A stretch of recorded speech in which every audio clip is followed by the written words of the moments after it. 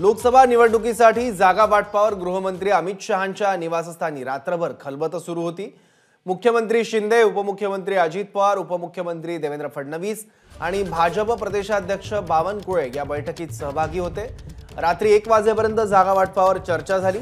बैठकीत महायुतीच्या महाराष्ट्रातील जागा वाटपाचा फॉर्म्युला जवळपास निश्चित झाला असून त्याबाबतची अधिकृत घोषणा लवकरच केली जाईल। दरम्यान अजित पवार आणि प्रफुल्ल पटेल यांच्यासोबत अमित शहांची स्वतंत्र चर्चा झाल्याचीही माहिती मिळते आहे। बैठकीत शिंदेंच्या शिवसेनेसाठी 2 आकडी, अजित पवारांच्या राष्ट्रवादी काँग्रेससाठी 1 आकडी तर उर्वरित जागा भाजप लढेल असा निर्णय झाल्याची माहिती आहे। दरम्यान अमित शहांच्या निवासस्थानाबाहेरून आढावा घेतलाय आमचे प्रतिनिधी सोमेश कोलगेनी।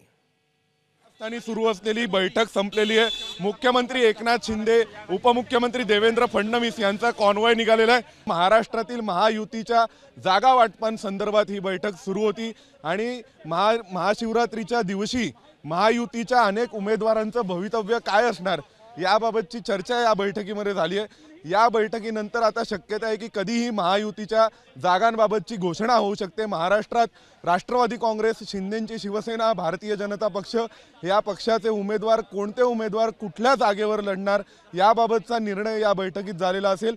ही बैठक अमित शहा यांच्या निवासस्थानी झालेली पहिली आणि शेवटची बैठक असणार आहे, ज्या बैठकीत महायुतीच्या जागा वाटपांबाबतचा निर्णय केला जाईल आणि या बैठकीत झालेला निर्णय हा आता केंद्रीय निवडणूक समितीच्या बैठकीत भाजपच्या ठेवला जाईल आणि त्यानुसार भाजप आता जी पुढची यादी जाहीर करेल त्या यादीमध्ये महाराष्ट्रातील उमेदवारांचाही समावेश केलेला असेल। व्हिडिओ जर्नलिस्ट धर्मेंद्र जहासह सोमेश कोलगे, एबीपी माझा, नवी दिल्ली। एबीपी माझा, उघडा डोळे बघा नीट।